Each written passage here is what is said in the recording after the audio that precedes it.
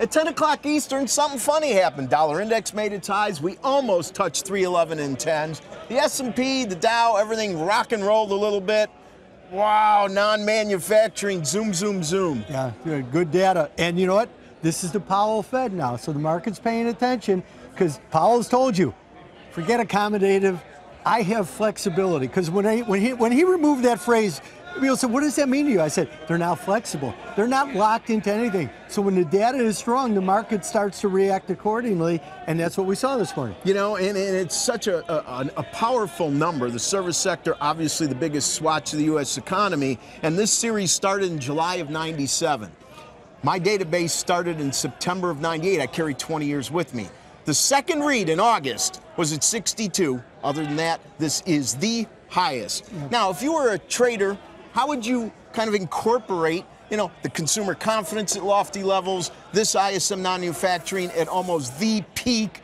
How do you look at that and incorporate that into your positions? Well, it's, again, data. All of a sudden, the data really, it's not just mouthing words. Powell has laid the framework where data is important. And not the same way as past guys, right? No, oh, no, not at all. Or girls. Greenspan locked us into a bad situation. Bernanke and Yellen picked up the baton. Now Powell says, let's roll that back. Let's remove this forward guidance, and let's look. And if we get good data, we may have to, but we won't. But at least the market will have a sense of what the Fed may do. You, like many viewers, have this nervousness that the Fed historically never gets it right, because you know what?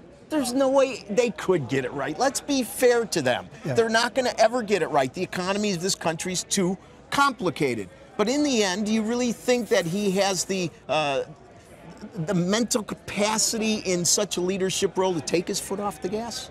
Yes, because I think he is a risk manager. When he gave that speech in Jacksonville, paying homage to what Greenspan did well, which was Greenspan was a very good risk manager, and saying, in your sense, this is what he wants to be. I want to be a risk manager. And by risk manager, you have to be flexible. You cannot lock yourself into a predisposition. Otherwise, we'll get long-term capital. Can the U.S. turn the rest of the world? I was a firm believer that when the market had its big gap after the election November 16, it wasn't that many months later, other economies started to improve. If we start to really hit our stride even more powerful, is divergence going to continue, or are we going to help turn overseas markets?